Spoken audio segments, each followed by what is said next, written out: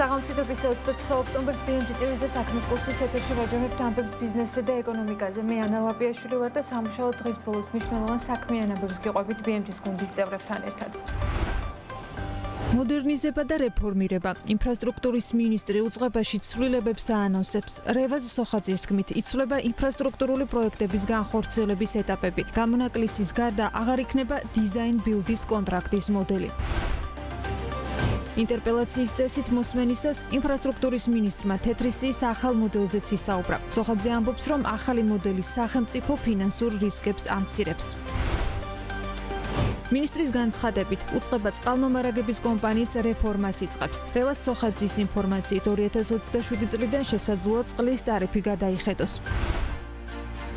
სასამართლოებში ბიზნეს დავების სტატისტიკა იკლებს, რაც იურისტების განმარტებით სასამართლო სისტემის მიმართ უნდობლობას უკავშირდება. ამის გამო იურისტების უმრავლესობა კლიენტებს დავის გადაწყვეტის ალტერნატიული მექანიზმების გამოყენებას ურჩევს, როგორც მაგალითად კერძო არბიტრაჟია. სექტემბერში TBC-ის არხებით უნაღდო დანახარჯებში ყველაზე დიდი 27%-იანი წილი სურსათს უჭირავს. სურსათზე ერთ ტრანზაქციაზე საშუალო დანახარჯი 17 ლარია. საბანკო სექტორში დაკრედიტების ზრდის ტემპი შედარებით შენელებულ მაჩვენებელზე ნარჩუნდება. სექტემბერში კომერციული ბანკების საკრედიტო პორტფელის წლიური ზრდის ტემპი 13.3%-ია. 22 ოქტომბერს პარლამენტის პლენარულ სხდომაზე ინტერპელაციის წესით ინფრასტრუქტურის მინისტრს მოусმინეს. 68 კითხვის პასუხს, რომელიც ქართული ოცნების დეპუტატებისგან იყო, რევაზ სოხაძემ დრო საღამოს 5-ის ნახევრამდე მოანდობა. შეკითხვები საკანონმდებლო ორგანოში მიმდინარე და უკვე შეჩერებულ თუ ჩაშლილ პროექტებს უკავშირდებოდა. მათ შორის კერძო დეპუტატებს პასუხები აინტერესებდათ ჩუღურეთის, გორის, ნაძალადევის რაიონებში სკოლების რეაბილიტაციაზე და მშენებლობის ვადაგადაცილებაზე. ჩქაროსნული ავტომაგისტრალის მშენებლობის მიმდინარეობაზე, ანაკლიის სპორტის განვითარების სტრატეგიაზე და არაერთ მუნიციპალიტეტში, მათ შორის ყვარელში, ზუგდიდში, ლაგოდეხში, მარნეულში, ბორჯომში წყალმომარაგების პრობლემებზე. ინფრასტრუქტურის მინისტრის თქმით, საავტომობილო გზების დეპარტამენტში სისტემური პრობლემებია დაგროვილი, რაც ქვეყნის ინფრასტრუქტურული პროექტების დროულ შესრულებაზე უარყოფითად აისახება. როგორც მან აღნიშნა, დეპარტამენტი ამჟამად 4 მილიარდ 200 მილიონი ლარის ღირებულებების პროექტებს მართავს, თუმცა მათი უმეტესობა გეგმის მიხედვით არ სრულდება. ინფრასტრუქტურის მინისტრი წყალმომარაგების კომპანიაში რეფორმებს აანონსებს და რევაზ სოხაძემ პარლამენტში ინტერპელაციის ფორმატში დეპუტატების კითხვებზე პასუხისას თქვა, რომ რეფორმა მოიცავს სტრუქტურულ და ფუნქციურ გაძლიერებას, სახელმწიფო პოლიტიკის შრომის ბაზართან დაახლოვებას, რეგიონული ფილიალების გაძლიერებას, საერთაშორისო სპეციალისტების ჩართვას და არა მხოლოდ. მინისტრის განცხადების თანახმად, ცვლილებებით კომპანიის საქმიანობა უფრო გამჭვირვალე, ეფექტური და მომსახურების ხარისხზე კონცენტრირებული იქნება. მომავალ წელს წყლის ტარიფის გადახედვის განცხადებას წარადგენს კომპანია მარეგულირებელ კომისიაში, იმიტომ რომ საქართველოში წყლის ტარიფი ჩვენი კომპანიის ოპერირების არეალში არ შეცვლილა 2011 წლიდან და ჩვენ გვაქვს სურვილი, რომ უკვე 2027 წლიდან მოხდეს ტარიფის ცვლილება. დღეს თბილისში არსებული ტარიფები მკვეთრად განსხვავდება რეგიონებში არსებული ტარიფებისგან, მაშინ როდესაც რეგიონებში წყლის მიწოდება გაცილებით უფრო მეტ კაპიტალ დანახარჯს მოითხოვს, ვიდრე ეს არის თბილისი. შესაბამისად, ვფიქრობთ, რომ ამ მიმართულებით ნაბიჯების გადადგმა არის მნიშვნელოვანი, გამომდინარე იქიდან, რომ ვერ უზრუნველყოფს კომპანია თავისი საოპერაციო ხარჯების მინიმალურ გასტუმრებასაც კი დღეს არსებული ტარიფებით. მოდერნიზება და რეფორმირება ინფრასტრუქტურის მინისტრმა სხვა მიმართულებებზეც დაანონსა. რევაზ სოხაძის თქმით, აღებულია მკაფიო კურსი ხარისხზე ორიენტირებულ მმართველობაზე, რაც მოითხოვს დროს, პროექტების დეტალურად შესასწავლად, ხარვეზების გამოსავლენად და პრიორიტეტების თავიდან განსასაზღვრად. სოხაძემ სამინისტროში ახლად შექმნილ სტრუქტურებზეც ისაუბრა და თქვა, რომ ცვლილება შევიდა ინფრასტრუქტურული პროექტების განხორციელების ეტაპებშიც. მინისტრის თქმით, შეიქმნა ახალი სტრუქტურები, ტექნიკური ზედამხედველობის პროექტის მართვის ხარისხის კონტროლის მიმართულებით. გაუქმდა დიზაინ-ბილდის კონტრაქტის მოდელი, განსაკუთრებული შემთხვევების გარდა, რომლებიც მხოლოდ მთავრობის სპეციალური გადაწყვეტილებებით ხდება. სოხაძე ამბობს, რომ პროექტირების ეტაპი დამოუკიდებელ პროცესად გამოიყოფა და კონკურენციის პირობებში შეირჩევა საუკეთესო არქიტექტურული და საინჟინრო გადაწყვეტილებები. მინისტრი აღნიშნავს, რომ ამ მიდგომამ ბუნებრივად გაზარდა პროექტების მომზადების ვადები, თუმცა საბოლოოდ ეს ნიშნავს ხარისხზე გაკეთებულ სწორ არჩევანს და მეორე მხრივ ეს დააზღვევს სახელმწიფოს მშენებლობის ეტაპზე პროექტის ხარვეზების გამოსწორების შემთხვევებისგან. მუნიციპალური განვითარების ფონდის 214 მიმდინარე პროექტიდან 161 პრობლემური იყო, რომელთა ჯამური ღირებულებაც მილიარდ ლარს ცდება. ინფრასტრუქტურის მინისტრმა პარლამენტში ინტერპელაციის წესით მოსმენისას განაცხადა, რომ მუნიციპალური განვითარების ფონდში პრობლემებს შორის იყო პროექტებზე ვადაგადაცილება და ხარისხი. მისი შეფასებით გამოწვევებს შორის არის ავანსების გაცემაც, რომელიც ხშირად მკაფიო გარანტიების გარეშე ხდებოდა. მუნიციპალური განვითარების ფონდში სამწუხაროდ შესვლისას შესწავლის შედეგად გამოიკვეთა მთელი რიგი პრობლემები. 214 მიმდინარე პროექტიდან 161 იყო პრობლემური და პრობლემური პროექტების ჯამური ღირებულება 1 მილიარდ ლარს აღემატება. პრობლემებში გულისხმობ როგორც დაბალ ტემპს, ზოგ შემთხვევაში შეჩერებულ პროექტებს, ვადაგადაცილებას, არაერთგზის ხარისხის პრობლემას და ასე შემდეგ. დიდი მოცულობით ხდებოდა ავანსების გაცემა, ხშირ შემთხვევაში შესრულების მკაფიო გარანტიების გარეშე. მაგალითად, ქალაქებისა და კურორტების განვითარების 330 მილიონიან პროგრამაში გაცემული იყო 174 მილიონი ლარის ავანსი. ასევე კომპანიას რა თქმა უნდა არ დავასახელებ, მაგრამ ერთ-ერთი კომპანიის მთლიანი პორტფელი შეადგენდა 452 მილიონს შეადგენს და აქედან ავანსის სახით გაცემული იყო 155 მილიონი, მეორე შემთხვევაში 400 მილიონიანი პორტფელის მქონე კომპანიაზე 154 მილიონიანი ლარის ავანსი. სიტყვიერი შეთანხმების პრაქტიკა, რაც რა თქმა უნდა მიუღებელი არის და მთლიანობაში ფონდის საქმიანობის სტრუქტურული რეორგანიზაციისა და სისტემური რეფორმის აუცილებლობა. 2026 წლიდან ანაკლიის ღრმაწყლოვან პორტთან მისასვლელი 17 კილომეტრიანი ორზოლიანი საავტომობილო გზის მშენებლობა დაიწყება, ამბობს ინფრასტრუქტურის მინისტრი საკანონმდებლო ორგანოში გამოსვლისას. ფინანსთა სამინისტროს მიერ პარლამენტში წარდგენილი 2026 წლის ბიუჯეტის პროექტის მიხედვით ანაკლიის პორტის და მისასვლელი გზის მშენებლობაზე საერთო ჯამში 195 მილიონი ლარის დახარჯვაა დაგეგმილი. 150 მილიონი ლარი პროექტის ფსკერის დაღრმავების სამუშაოებზე დაიხარჯება და ტალღმჭრელის 45 მილიონი ლარი მისასვლელი გზის მშენებლობაზე. გზის მშენებლობის დასრულება 2027 წელს არის დაგეგმილი, რისთვისაც დამატებით 125 მილიონი ლარი იქნება გამოყოფილი. ინფრასტრუქტურის სამინისტროს ინფორმაციით, მომავალი წლიდან გარდა გზის მშენებლობისა, გეგმაში არის სამტრედია ზუგდიდის 67 კილომეტრიანი მონაკვეთის დეტალური პროექტირების მომზადებაც, რომლის ტექნიკურ-ეკონომიკური დასაბუთება ამ ეტაპზე მუშავდება. 2026 წლიდან დაგეგმილია ანაკლიის პორტთან მისასვლელი ორზოლიანი 17 კილომეტრიანი საავტომობილო გზის სამშენებლო სამუშაოების დაწყება, ასევე სამტრედია ზუგდიდის 75 კილომეტრიანი მონაკვეთის დეტალური პროექტირების მომზადება, რომელზეც მომზადებულია ტექნიკურ-ეკონომიკური დასაბუთების დოკუმენტაცია.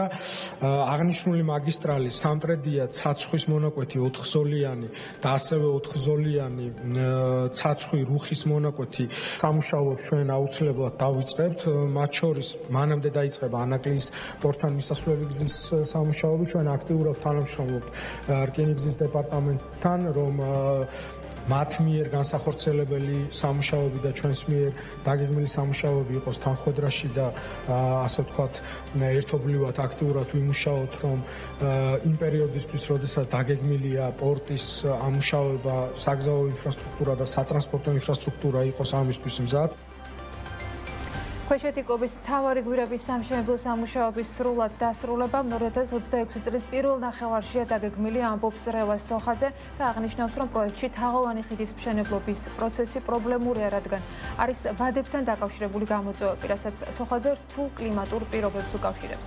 მინისტრის თქმით, მიმდინარეობს მუშაობა კონტრაქტორთან, რომ პროცესში თანამედროვე ტექნოლოგიების გამოყენება მოხდეს, რათა ზამთრის პერიოდში სამუშაოები გაგრძელდეს. ქვეშეთიკობის 9 კილომეტრიანი მთავარი გვირაბის გაყვანა გვირაბის საბურღი მანქანით საშუალებით დასრულებულია. მიმდინარეობს საევაკუაციო გვირაბის მოსახვის სამუშაოები. პროექტი ითვალისწინებს ორზოლიანი ასფალტობეტონის 9 კილომეტრიანი გვირაბისა და მისასვლელი გზების მშენებლობას. გვირაბის სამშენებლო სამუშაოების სრულად დასრულება დაგეგმილია 2026 წლის პირველ ნახევარში.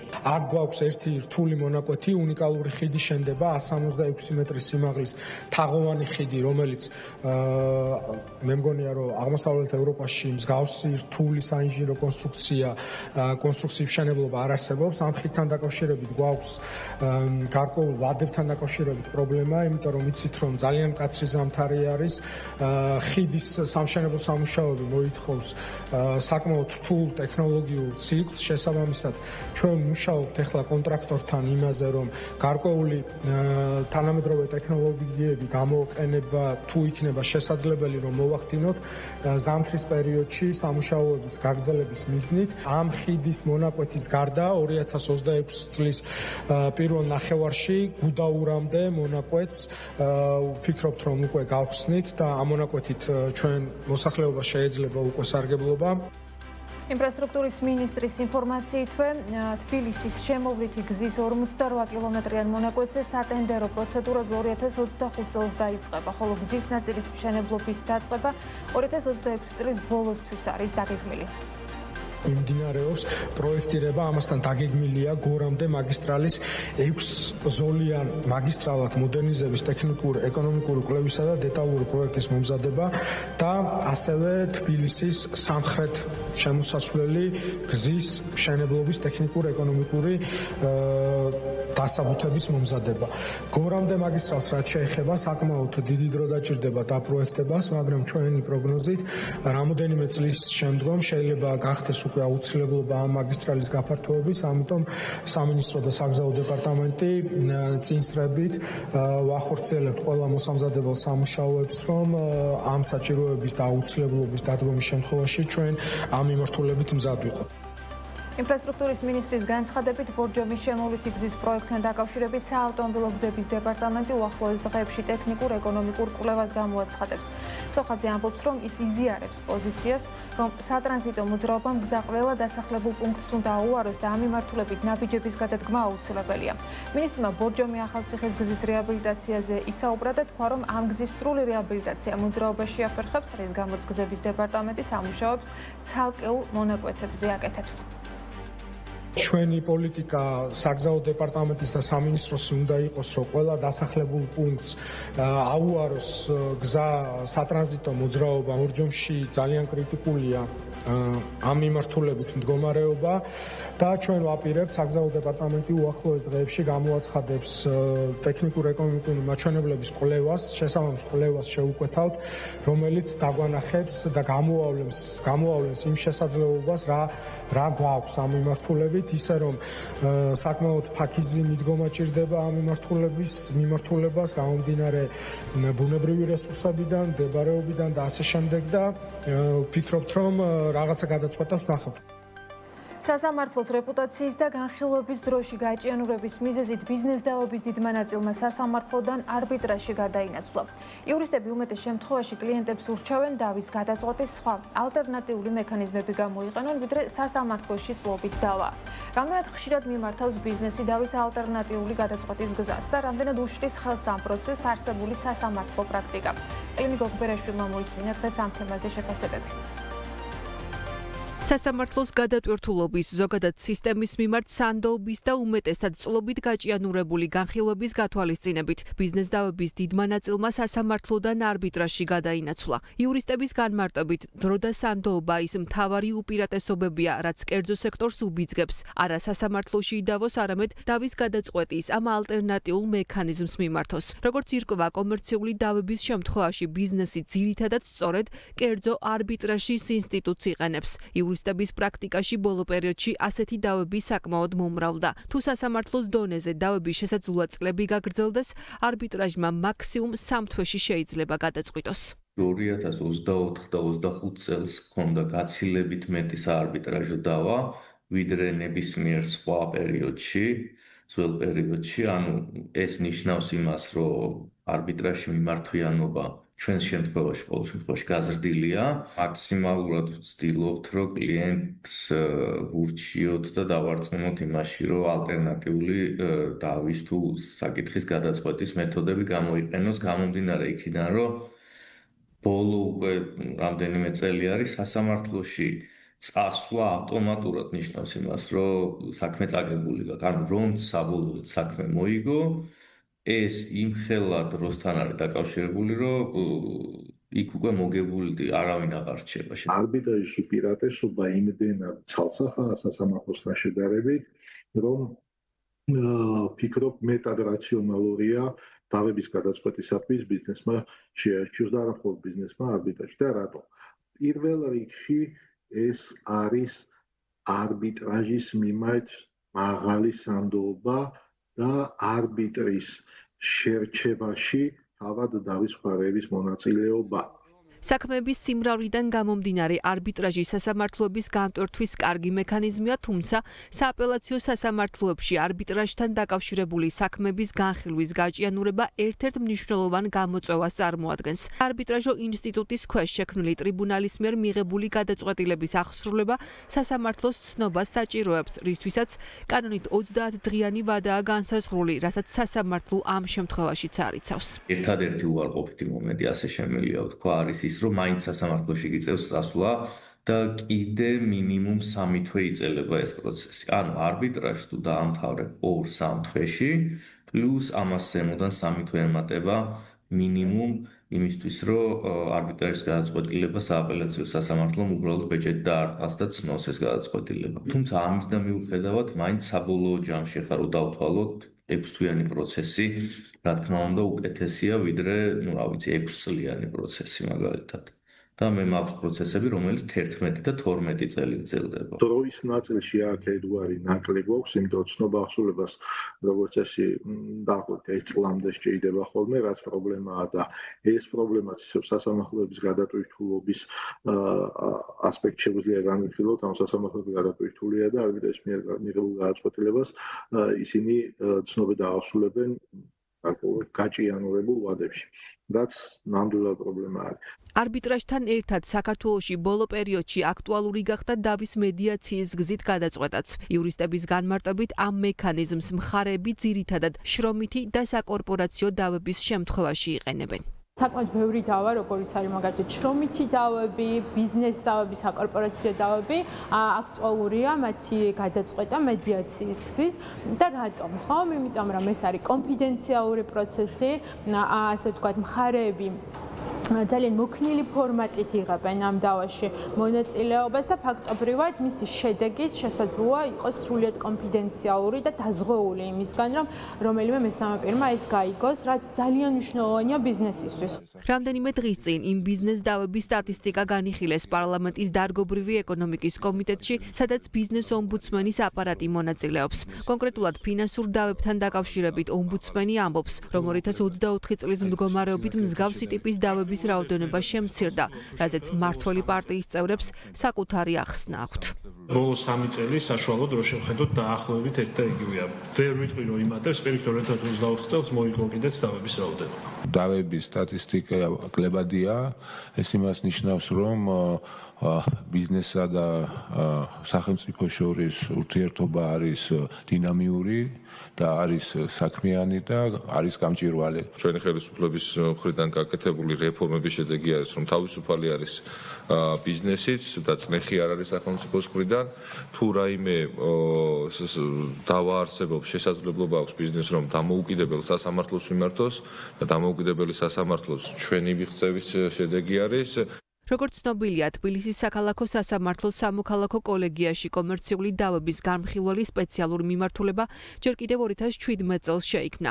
ვიწრო სპეციალიზაცია 500.000 ლარს ზევით დავის აგნის მქონე საინვესტიციო და კომერციულ დავებს განიხილავდა. დემოკრატიის ინდექსის გასულ წელს ჩატარებულმა კვლევამ აჩვენა, რომ აღნიშნული დავებისთვის ცალკე სპეციალიზაციის შექმნას საქმეთა განხილვის დაჩქარების კუთხით რაიმე განსაკუთრებული შედეგი არ ჰქონია. როგორც აღმოჩნდა, ამ კოლეგიის საქმიანობის ეფექტიანობის გაზომვაც შეუძლებელია, რადგან საქალაქო სასამართლო მათ მიერ განხილული საქმეთა რაოდენობის შესახებ სტატისტიკასაც არ აწარმოებს.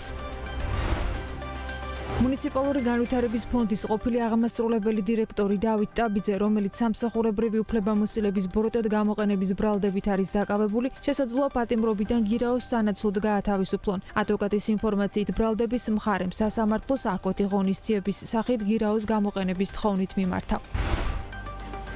ევროკავშირის წარმომადგენლობა საქართველოსა და ევროკავშირს შორის საგარეო სავაჭრო ბრუნვის 2024 წლის 5 მილიარდის ევროს შედეგებზე მიუთითებს. ევროკავშირი საქართველოს უმსხვილესი სავაჭრო პარტნიორია. სამოქალაქო ავიაციის სააგენტოს ინფორმაციით, მიმდინარე წლის 9 თვის მონაცემებით, საქართველოს აეროპორტები ჯამში 6.499.755 მგზავრს მოემსახურნენ, რაც წლიურად 14%-ით გაზრდილი მაჩვენებელია. სამოქალაქო ავიაციის სააგენტოს ინფორმაციით 2025 წლის იანვარ-სექტემბერში გადაყვანილი მგზავრებით საქართველოს საავიაციო ბაზარზე ვიზიარი ლიდერობს. ავიაკომპანია ბაზრის 17%-იან წილს ფლობს და მილიონზე მეტი ადამიანი ყავს გადაყვანილი. ქობულეთში ციტრუსის საკოორდინაციო შტაბი გაიხსნა. შტაბის მიზანია ციტრუსის მოსავლის შეუფერხებლად აღება, დაბინავება და რეალიზაცია. წალკის მიმდებარედ 100 მეგავატიანი ქარის სადგურის მშენებლობა განიხილება. ადგილზე საინჟინრო გეოლოგიური კვლევები, Cross Energy გეოლოგიას მხრიდან ხორციელდება. რუსთავის აზოტი ფოროვანი გვარჯილის ახალი საწარმოს აშენებას გეგმავს, რომელიც ექსპლუატაციაში 2026 წელს შევა. საბანკო სექტორში დაკრედიტების ზრდის ტემპი შედარებით შენელებულ მაჩვენებელზეა. სექტემბერში კომერციული ბანკების საკრედიტო პორტფელის წლიური ზრდის ტემპი 13.3% იყო. თვიურ ჭრილში ბანკების მიერ გაცემული სესხების მოცულობა მხოლოდ 1%-ის ფარგლებშია გაზრდილი. რაც შეეხება საპროცენტო განაკვეთებს. განაკვეთები შედარებით მაღალ ნიშნულზე ნარჩუნდება და გასულ თვეს ლარის სესხებზე საშუალო საპროცენტო განაკვეთი თითქმის 16% იყო. ამ ფონზე ეროვნულ ბანკში არ გამორიცხავენ, რომ დეველოპერული სექტორისათვის შესაძლოა დაკრედიტების რეგულაციების შემსუბუქდეს. რა ტენდენციებია საბანკო სექტორში და როგორი არის მოლოდინები? დეტალებს გიღობით ნუცა შუბაშვილის სიუჟეტში. საბანკო სექტორში დაკრედიტების ტემპი შედარებით შენელებულ მაჩვენებელზე ნარჩუნდება. თუკი მიმდინარე წლის დასაწყისში კომერციული ბანკების საკრედიტო პორტფელის წლიური ზრდა 17-18%-ის ფარგლებში იყო. უკვე სექტემბერში ეს მაჩვენებელი 13%-ის ფარგლებშია. თვიურ ჭრილში კი სესხების მოცულობა მხოლოდ 0.8%-ით 760 მილიონი ლარით გაიზარდა. შედარებით სწრაფი ტემპით ზრდა აჩვენა სადეპოზიტო პორტფელმა და გასულ თვეს ბანკების დეპოზიტების მოცულობა თითქმის 2 მილიარდ 600 მილიონი ლარით იყო გაზრდილი. საბანკო ასოციაციაში აცხადებენ, რომ ქვეყანაში შექმნილი ვითარების ფონზე ბიზნესი მიმდინარე წელს გარკვეულწილად მოლოდინის რეჟიმში იყო, რამაც მათ შორის საკრედიტო აქტივობაზეც მოახდინა გავლენა. რაც შეეხება მოლოდინებს, ასოციაციაში აღნიშნავენ, რომ წლის ჭრილში საბანკო სექტორში როგორც სესხების, ასევე დეპოზიტების და აქტივების ნაწილში ორნიშნა ზრდა იქნება, რაც მათი შეფასებით ჯანსაღი ზრდაა. წლიდან წლამდე ჩვენ ერთ და იგივე შედეგები არ გვაქვს. ზოგ პერიოდში ზრდა არის, ზოგ პერიოდში მცირედი ჩამორჩენა, შესაბამისად არ დავაუწყოს, რომ წლევანდელი წელი მაინც არჩევნების პერიოდი იყო, შესაბამისად ყველა ელოდებოდა საინვესტიციო თუ საფინანსო გადაწყვეტილებების მისაღებად შემოდგომისკენ იყურებოდნენ. ჩვენ ვხედავთ, რომ დეპოზიტების პორტფელი არის გაზრდილი, რაც იმის მანიშნებელია, რომ შესაბამისად მეოთხე კვარტალში ბიზნესი სავარაუდოდ გამოიყენებს ამ დეპოზიტებს, რომ მათ ნაწილს რომ ასე ვთქვათ, მომავალი წლისთვის მოემზადონ, შეიძლება კაპიტალბანდებებიც გააკეთონ. ამიტომაც ვთვლით, რომ საკრედიტო პორტფელზეც საკრედიტო რესურსებზეც მოთხოვნა გაიზრდება და შესაბამისად ქვეყანა წლის ბოლოს ძალიან დამაჯერებელი ორნიშნა ზრდის მაჩვენებლით შეხვდება. საკრედიტო პორტფელი შედარებით ნელი ტემპით ზრდის პარალელურად საბანკო სექტორში მაღალი საპროცენტო განაკვეთები ნარჩუნდება. სექტემბრის მდგომარეობით ცესხებზე ლარის საშუალო საპროცენტო განაკვეთი 16%-ს აღწევდა, ხოლო უცხოური ვალუტის კრედიტებზე განაკვეთები 9%-ს აჭარბებდა. საბანკო სექტორში ვარაუდობენ, რომ არსებული განაკვეთები წლის განმავლობაში შენარჩუნდება. დარგობრივ ასოციაციაში არელია, რომ წლის ბოლომდე ეროვნული ბანკი რეფინანსირების განაკვეთს შეამცირებს. ჩვენი მოსაზრებით წლის ბოლო ამ 8%-იანი რეფინანსირების პირობებში განლევს, იმიტომ რომ ცოტა გაზრდილი არის ინფლაცია და შესაბამისად არ ვფიქრობთ, რომ ეროვნული ბანკი, ყოველ შემთხვევაში ჩვენი მოსაზრება, რამე კარდინალურ ნაბიჯს გადადგამს განაკვეთის შემცირებასთან მიმართებაში. თუ დოლარ და ევროს რესურსზე გვეკითხებით, დოლარში იცით, რომ სექტემბერში მათ შეამცირეს 0.25%-ით და წლის ბოლომდე ჯერჯერობით ახალი მოლოდინი არ არსებობს, რომ კიდევ შემცირდება. ამიტომაც ვფიქრობ, რომ არსებული საპროცენტო განაკვეთების პირობებში მოხდება ამ 2025 წლის დახურვა. დაკრედიტების ტემპი შედარებით შენელებულია დეველოპერულ სექტორში, რაზეც ბოლო პერიოდში თავად სექტორის წარმომადგენლები აქტიურად საუბრობენ. შენელება როგორც უშუალოდ დეველოპერებზე გაცემული კრედიტების, ასევე იპოთეკური სესხების ნაწილში. სპეციალისტების შეფასებით, დაკრედიტების შენელების მიზეზი კომპლექსურია. მათი თქმით, ერთი მხრივ არასტაბილურობის და გაზრდილი საპროცენტო განაკვეთების ფონზე ბიზნესი და მომხმარებლები თავს იკავებენ ახალი ვალდებულებების აღებისგან. მეორე მხრივ კი საბანკო სექტორის მიდგომები გამკაცრებულია. დაკრედიტების შემცირების ერთ-ერთი მიზეზი ასევე შეიძლება იყოს ის იგივე ეროვნული ბანკის მიერ ლარიზაციის გამკაცრებული პოლიტიკა, რომელიც გვახსოვს გაიზარდა 750,000 ლარამდე დაკრედიტების ნაწილში ლარში და ეს საფასო განაკვეთი, რომელიც არის ლარის ნაწილში და რომელმა არ გადახედა და არ შეამცირა რეფინანსირების განაკვეთი, რომელიც უფრო ლოგიკური იქნებოდა, რომ წახალისება მოხდარიყო ეკონომიკის ასეთ ჩაკეტილ სიტუაციაში, გაცებით ძვირია მომხმარებლისთვის, ჩვენ ვიცით, რომ ეს განაკვეთი მომხმარებელმა უნდა გადაიხადოს და მით უმეტეს შემცირებული შემოსავლების დროს ცოტა არ იყოს უხერხულია. პლუს უძრავი ქონების დაკრედიტების შენელება საბანკო სექტორში, რომელიც სრულად ლოგიკური არის, ეს არის დამოკიდებული გამომდინარე იქიდან, რომ კონცენტრაციის რისკი, ანუ პორტფელში ერთ კონკრეტულ დარგზე მთლიანი დაბანდების ნაწილი გაიზარდა რაღაც კრიტიკულ ზღვარზე, ეს არის ლოგიკური, რომ ბანკებმაც ეს დარგები შეანელონ. როგორც გასულ კვირას გახდა ცნობილი შენელებული დაკრედიტების ტემპის ფონზე, ეროვნული ბანკი დეველოპერული სექტორის დაკრედიტების ნაწილში რეგულაციების შერბილებას განიხილავს. სების პრეზიდენტმა ნათია თურნავამ განაცხადა, რომ ამ მიმართულებით სექტორთან აქტიური კომუნიკაცია მიმდინარეობს.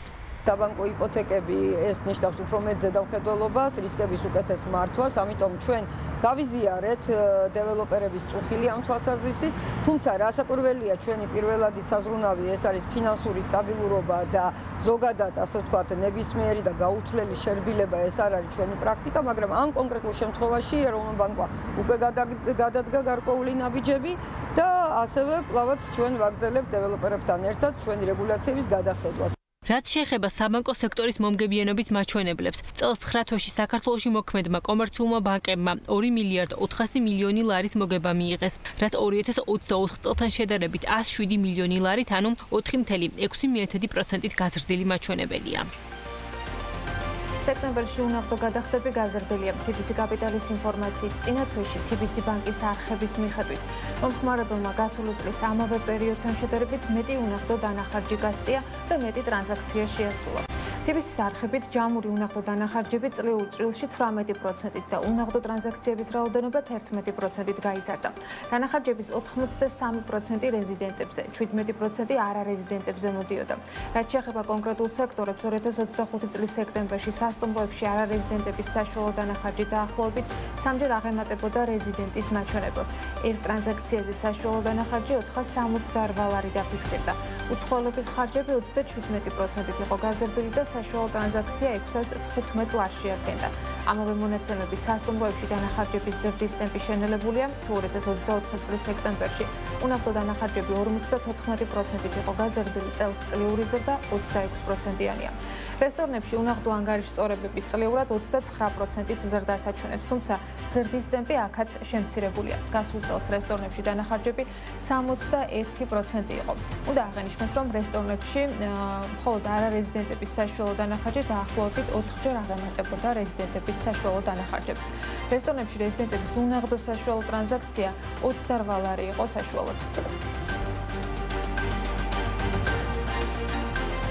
2030 წლისათვის კურორტების განვითარების სააგენტოს ინიციატივით საქართველოში 40 ახალი კურორტის შექმნა და შესაბამისი ინფრასტრუქტურის მოწყობა დაანონსდა. ეს იყო დაპირება, რომელიც უწყების დანიშნულებაში და სამოქმედო გეგმებში ჩაიწერა. 2025 წლის მიწურულს საპირისპიროდ ამ ნაწილისა არც ერთი დაპირება შესრულებული ფაქტობრივად არ არის. რთული სათქმელი და რთული შესაფასებელი არის, თუმცა მთავრობის დადგენილებით წლის ბოლოდან უწყება დამოუკიდებელ სტრუქტურად აღარ იფუნქციონირებს. პრემიერის ხელმოწერი დადგენილებას ეთანხმება აჭარის ტურიზმის და კურორტების დეპარტამენტის ყოფილი ხელმძღვანელი თემურ დიასამიძე, რომელიც ამბობს, რომ 2022 წელს სააგენტოს შექმნის მიზანი მაშინვე გაუგებარი იყო. მისი თქმით, პრობლემა ზოგადად სტრატეგიის და ხედვის არარსებობაშია, თუ როგორ უნდა განვითარდეს ქვეყანაში საკურორტო ზონები.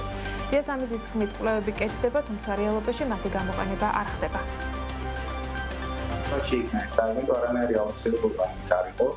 და თუკი შექმნეს და რაღაც კონკრეტულ ბიზნესებს ახორებოდა ეს პერიოდი ნამდვილად არ იქნებოდა საკმარისი იმისთვის რომ მას ამ ბიზნესისთვის მიეღწია 300-ზე მეტი საგურამო ადგილზე და პროექტზე ლაპარაკი რომ ტექნიკურ-ეკონომიკური დავალება და კვლევა უნდა გაეკეთებინა და მას ფიზიკურად ვერ შეკლებდნენ ამ პერიოდში მით უმეტეს რომ კვლევებს ყოველთვის აკეთებს დაქირავებული კომპანია ან მესამე კომპანიების საკონსულტაციო და ასე შემდეგ ამის გაკეთება თვითონ ადმინისტრაციასაც ადვილად შეეძლო დამატებით სამსახური შექმნა თავიდანვე საჭირო ამისთვის არის კვლევაზე იდება მინდა გითხრათ რომ რაღაც 2006 წლიდან 5 წლიდან რამდენი კვლევას დაიდო მაგდენი კვლევა მოგონს ჩვენს რეგიონში ნამდვილად არავის არ იქნება აკეთებული შეიძლება მსოფლიოში წარმოდეს გაკეთებული თუმცა წლების წინ პრობლემა იყო იდეო პრობლემები გადავიდეთ ხდება ინფრასტრუქტურული ძირითადად მაგრამ სერვისის და განათლების სფეროთაც ეს პრობლემები არის ამიტომ კიდევ ერთხელ უბრალოდ სააგენტოს შექმნა სახელის დარქმევა და მე რაღაც ამის გამოყენება როგორც ინდა საარჩევნო ინსტრუმენტი კიდე რაღაც პიარ ინსტრუმენტი ფიქრობ არასწორი მიდგომა მით უმეტეს ამაში ფიქრული ხარ დაპირების შეუსრულებლობა ტურიზმის მიმართულებით აჭარის ტურიზმის და კურორტების დეპარტამენტის ყოფილი ხელმძღვანელის შეფასებით მნიშვნელოვანი პრობლემაა. თემურ დიასამიძე ამბობს, რომ სახელმწიფო უწყებებს შორის კოორდინაციის პრობლემა რჩება და ერთი უწყება თუ კონკრეტული პრობლემის მოგვარების მიზნით მაგალითად კვლევას მოამზადებს ფიზიკურ სამუშაოებზე პასუხისმგებელი კომპანიები უმოქმედოდ არიან. ტურიზმის დეპარტამენტმა და ადმინისტრაციამ შეიძლება გადაწყვეტს კვლევაში დეპარტამენტს იმიტომ რომ აჭარაში პასუხისმგებელი ორგანო დეპარტამენტი შეიძლება დატოს კვლევა და ამაში იყოს დაკვალიფიცირებული პარკინგების, საპარკინგო ზონების, ასე შემდეგ, საფირმარეშოებიდან დაწყებული ყველაფერი. მაგრამ ამას ტურიზმზე პასუხისმგებელი ორგანოები ვერ აკეთებენ. ეს არ არის მათი პრეროგატივა. ამაზე სხვა სამსახურები უნდა მუშაობდნენ და სხვა ქვეყნებში ეს სამსახურები მუშაობენ კიდევ. ჩვენთან არის მხოლოდ სურვილების და რაღაცა საბრძოლოების დონეზე ყველა არჩევნების წინ გამოვავალ ვიტყვით რომ ახლა გამოვითავებთ ტურიზმს, შემდეგ მეორე ადგილას ჩავალთ ვიღაცა ადამიანების გულის მოსაიდებად ვიტყვით რომ თქვენ გახდებით ტურიზმის მექა და ვატიკანი და ასე შემდეგ და შემდეგ 4 წლით აბსოლუტურად მივიწყებულია. ბიუჯეტიდან ფული ხარჯება ამ კვლევების გაკეთებაზე, ერთ კვლევას მეორე მოხდეს, მეორეზე. ჩემი აზრით უკვე კოპი-პეისტით ხდება კვლევების გაკეთება, იმიტომ რომ ლანდშაფტი იგივე გვაქვს, კლიმატური პირობები ერთი და იგივე გვაქვს. როგორც შეიძლება წელიწადში ორი სტრატეგია იდებოდეს ერთი და იგივე მიმართულებასთან დაკავშირებით. სამოქალაქო ავიაციის სააგენტოს ინფორმაციით 2025 წლის 9 თვის მონაცემებით საქართველოს აეროპორტებში ჯამში 6,497,755 მგზავრს მოემსახურნენ. ეს წლიურად 14%-ით გაზრდილი მაჩვენებელია. თბილისის საერთაშორისო აეროპორტი თითქმის 4,100,000 მგზავრს მოემსახურა. ეს წლიურად 12%-ით გაზრდილი მაჩვენებელია. ქუთაისის საერთაშორისო აეროპორტმა დაახლოებით 1,400,000 მგზავრი მიიღო, რაც 10%-ით აღემატება გასული წლის ანალოგიურ პერიოდში გადაყვანილი მგზავრების რაოდენობას. ყველაზე მაღალი ზრდა ბათუმის საერთაშორისო აეროპორტში დაფიქსირდა. 9 თვეში აეროპორტი 995,099 მგზავრს მოემსახურა და ეს 32%-ით მეტია შარშან გადაყვანილი მგზავრების რაოდენობაზე. გაზრდილია საქართველოს საჰაერო სივრცის გამოყენების საერთო მაჩვენებელი. 2024 წლის პირველ 9 თვესთან შედარებით საქართველოს საჰაერო სივრცის გამოყენება 5%-ით გაიზარდა. იანვარ-სექტემბერში სულ 229,962 ერთეული ფრენა დაფიქსირდა. წლევანდელი წელი ჩვენთვის რეკორდულია. უნდა აღინიშნოს, რომ 18%-იანი მიმატება გვაქვს რეისების მიმართულებით, მგზავრთნაკადის მიმართულებით 14%-იანი ზრდა გვაქვს. თბილისის საერთაშორისო აეროპორტი მოემსახურა უკვე 6,9 მგზავრს, შესაბამისად ამ მიმართულებით 12%-იანი ზრდა გვაქვს თბილისის საერთაშორისო აეროპორტში. ქუთაისში 10%-იანი ზრდა არის, ხოლო ბათუმის საერთაშორისო აეროპორტში 32%-იანი ზრდა. არ ვაგრძობთ საავიაციო ინფრასტრუქტურის განვითარებას იმისათვის, რომ ჩამოვყალიბდეთ როგორც ავიაციო ჰაბი, შესაბამისად ვაწარმოებთ მოლაპარაკებებს როგორც ავიაკომპანიებთან, ისე აეროპორტებთან იმისათვის, რომ შევინარჩუნოთ მზარდი ტენდენციები. 2025 წლის იანვარ-სექტემბერში გადაყვანილი მგზავრების რაოდენობის მიხედვით საქართველოს საავიაციო ბაზარზე კვლავ ვიზიარი ლიდერობს. ავიაკომპანია ბაზრის 17%-იან წილს ფლობს და 1,65,618 მგზავრი ყავს გადაყვანილი. გადაყვანილი მგზავრების რაოდენობის მიხედვით პირველ ათეულში ხვდებიან ვიზიარის გარდა ასევე Georgian Airways-ი 8%-იანი წილით, Turkish Airlines-ი 7%-იანი წილით, Pegasus-ი 7%-იანი წილით, Red Wings პირველად არის 5 ათეულში 6%-იანი წილით, Azerbaijan Airlines 6%-იანი წილი აქვს, Azimut 4%, Elali 4%-იანი წილით, Israeli 3%-იანი წილით და Fly Dubai-ს 3%-იანი წილი აქვს. სამოქალაქო ავიაციის სააგენტოს ინფორმაციით, სატვირთო გადაზიდვების ზრდის მაღალი მაჩვენებელი მესამე კვარტალში შენარჩუნებული იყო და 2025 წლის იანვარ-სექტემბერში საჰაერო გზით გადაზიდული ტვირთების მოცულობა 25905 ტონას გაუტოვდა. გასული წლის ანალოგიურ პერიოდთან შედარებით ტვირთბრუნვა 50%-ით იყო შესაბამისად გაზრდილი. საქართველოდან ტვირთების გადაზიდვა გასულ წელსაც გაიზარდა. ავიაციის სააგენტოს მონაცემებით შარშან საჰაერო გზით ჯამში 25000 ტონაზე მეტი ტვირთია გატანილი. 2023 წელთან შედარებით ტვირთბრუნვა 25%-ით იყო გაზრდილი. ეს 2017 წლის შემდეგ ყველაზე მაღალი მაჩვენებელია. საქართველოში სატვირთო ტერმინალი მხოლოდ თბილისის საერთაშორისო აეროპორტშია. შესაბამისად, გადაზიდვებიც მხოლოდ მისი გავლით ხდება. გადაზიდული ტვირთის სტატისტიკაში შედის საქართველოში ან საქართველოდან გასული ტვირთი, რომელიც სატვირთო ტერმინალის მიერ დამუშავდება.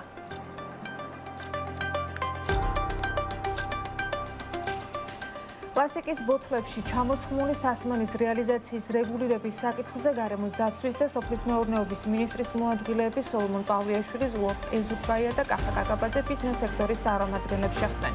არსებული ინფორმაციით ამ შეხვედრაზე ახალი ინიციატივის ფარგლებში საბიუჯეტო ორგანიზაციებისთვის და სტუმარ მასპინძლობის სექტორისათვის სასმელის პლასტმასის ბოთლის შესყიდვის აკრძალვის საკითხი იყო განხილული. რისი გაცხადებული მიზანიც პლასტიკის მოხმარების შემცირება.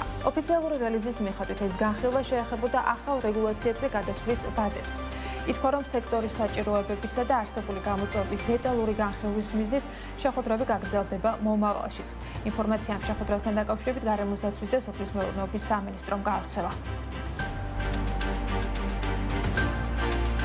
ქობულეთში ციტრუსის საკოორდინაციო შტაბი გაიხსნა. სამინისტროს ოფიციალური ინფორმაციით საკოორდინაციო შტაბი ციტრუსის მოსავლის შეუფერხებლად აღება დაბინაობის და რეალიზაციის პროცესს შეუწყობს ხელს.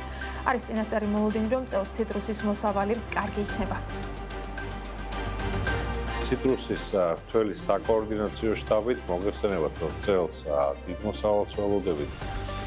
ციტრუსის შესაბამისად განსაკუთრებულად მნიშვნელოვანი არის, რომ ორგანიზებულად დაბინავდეს მოსავალი, ეს არის ნომერი პირველი ამოცანა. ზუსტად ამ ნაწილში ჩვენი სამინისტროს ჩართულობა არის, რომ აჯარის ავტონომიურ რესპუბლიკას მაქსიმალურად რესპუბლიკის გარემოს და სოფლის მეურნეობის სამინისტროს და შტაბს შესაბამისად გაუზიაროთ მაქსიმალურად ის გამოცდილება, რაც თველის დაბინავებასთან დაკავშირებით გვაქვს და შესაბამისად მაქსიმალურად იყოს ორგანიზებულად დაბინავებული ციტრუსი. ეს არის ნომერი პირველი ამოცანა. მოგეხსენებათ, რომ წლევანდელი წელი გამორჩეული არის სოფლის მეურნეობის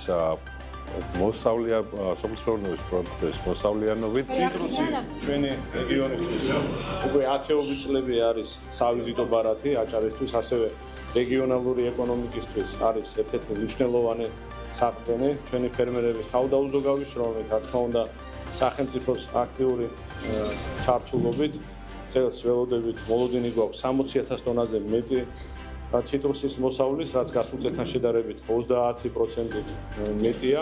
ეს არის ძალიან მნიშვნელოვანი და სწორედ ამ მოსავლის პროცესის, ციტრუსის სეზონის შეუფერხებლად ჩატარებისთვის, რეალიზაციის ხელშეწყობისთვის შტაბი დღეიდან უკვე საკოორდინაციო შტაბი დღეიდან ამოქმედდება.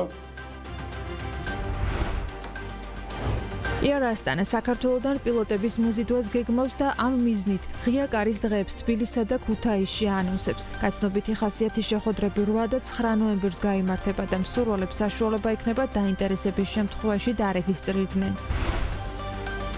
როიტერსის დათვლით შტატების პრეზიდენტის ოჯახმა 2025 წლის პირველ ნახევარში კრიპტოაქტივების გაყიდვიდან $800 მილიონზე მეტი მიიღო.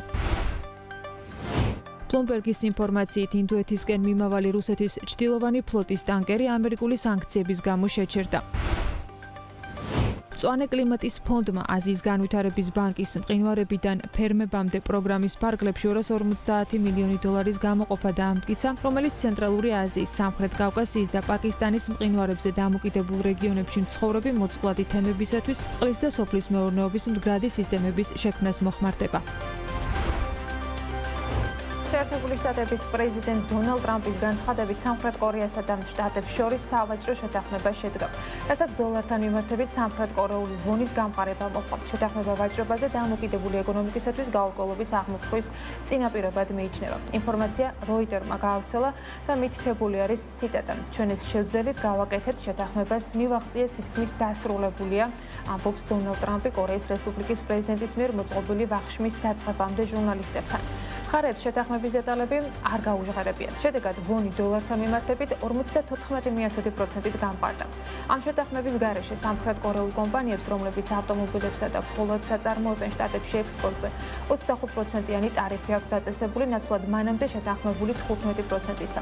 ეს კორეის რესპუბლიკას უსამართლო პირობებში აყენებს იაპონიასთან კონკურენციაში, რადგან ქვეყანას შტატებთან 15%-იანი შეთანხმება აქვს. სამხრეთ კორეის მხარემ განაცხადა, რომ ორივე ქვეყანას მკვეთრად განსხვავებული შეხედულება აქვს 350 მილიარდ დოლარიანი საინვესტიციო პაკეტის ნაღდი ფულის ნაწილთან დაკავშირებით, რადგან სეული მის შემცირებას სესხების და სესხის გარანტიების წილის გაზრდით ცდილობს. 350 მილიარდ დოლარიანი საინვესტიციო პაკეტი შტატებმა და კორეამ ამ წლის ივლისში შეათანხმეს. ამერიკულ პროექტებში ფულის ჩადების ვალდებულება კორეის რესპუბლიკამ მიიღო. აქედან 150 მილიარდი დოლარი მშენებლობაზე გამოიყოფა, დანარჩენი 200 მილიარდი ნახევარგამტარების, ბიოტექნოლოგიის და ბირთვული ენერგეტიკის მიმართულებით უნდა დაიხარჯოს. ორ ქვეყანას შორის გარიგება მხოლოდ ამერიკულ კომპანიებში ინვესტირებას არ მოიცავს. სამხრეთ კორეამ აიღო ვალდებულება, რომ მომდევნო 3,5 წლის განმავლობაში 100 მილიარდი დოლარის ამერიკულ ენერგოპროდუქტებს შეიძენს.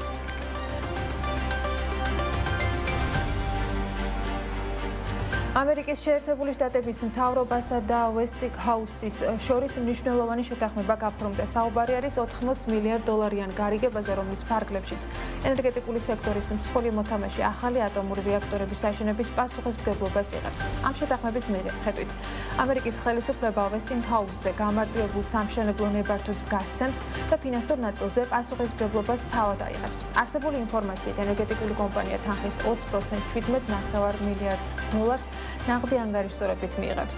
ამავე დროს თუ მისი საბაზრო შეფასება 2029 წელს 1 იანვრამდე 30 მილიარდ დოლარს გადააჭერბებს, ექნება ატომური რეაქტორების პროექტში 20%-იანი წილის მიღების უფლება. ენერგეტიკის სექტორის ექსპერტები დადებულ შეთანხმებას ისტორიულს უწოდებენ და აღნიშნავენ, რომ 80 მილიარდ დოლარიანი გარიგება ატომური ენერგიის მიმართულებით ამერიკის გლობალურ ლიდერად აღზევებას მოასწავლებს, თუმცა ისინი რისკებზეც საუბრობენ.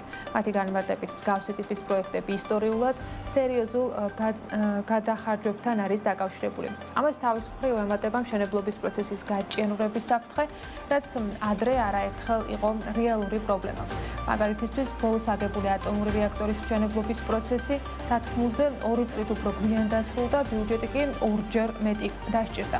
ამერიკის მთავრობაში არის მოლოდინი, რომ 80 მილიარდ დოლარიანი გარიგება ელექტროენერგიის წარმოებას საგრძნობლად გაზრდის და AI ინდუსტრიის გაზრდილ მოთხოვნებს დააკმაყოფილებს. ენერგეტიკული ინდუსტრიის მსხვილი მოთამაშეს ისეთ ზურგს მსხვილი ფინანსური ინსტიტუტი უმაგრებს, როგორც არის Brookfield Asset Management და ურანისა და ატომური საწვავის მწარმოებელი კანადური კომპანია Cameco Corporation.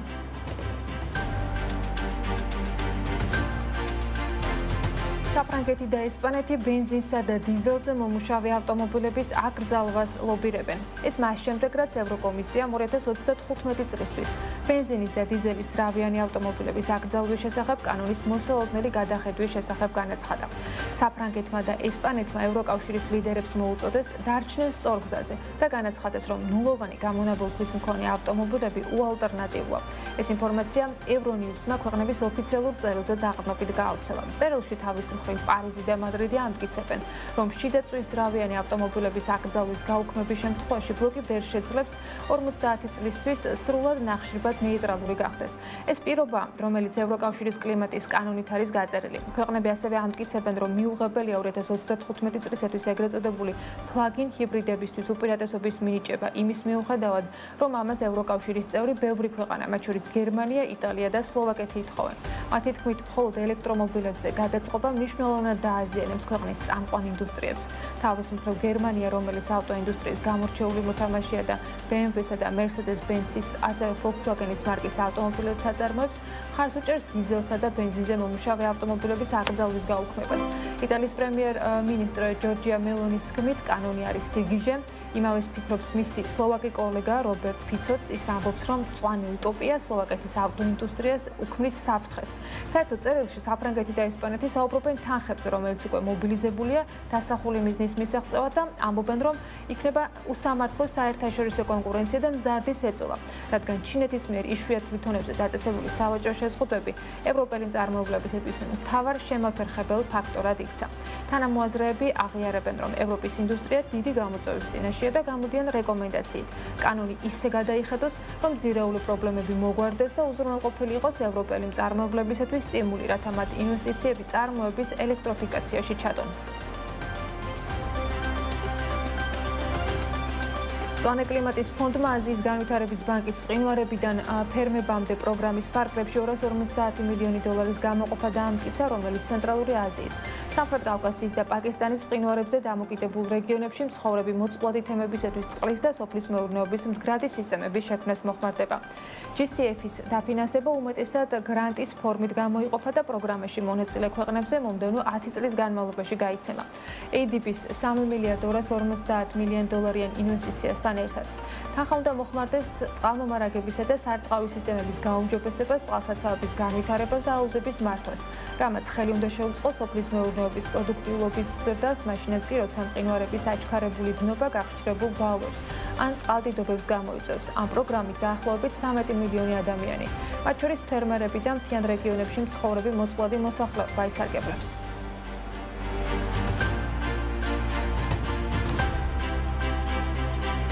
Asta იყო საქმის კურსის შემაჯამებელი გამოშვება ამ დროისათვის წინ საქმიანი საღამო გეუბნებათ, რომელსაც ბექა ბაციკაძე და გიორგი თოლორდავა გაუწყობიან. ჩვენ ერთმანეთს ხვალ შევხვდებით BMTV-ის ეთერში საღამო 7 საათით.